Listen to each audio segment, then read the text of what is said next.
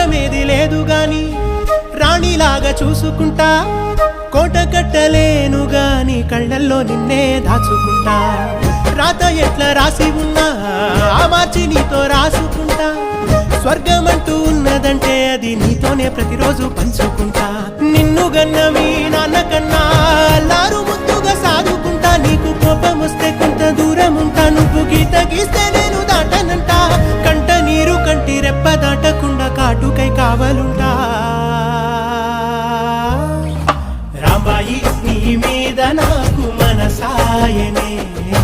ఏనాడు నిన్ను వీడిపోని నీడైతనే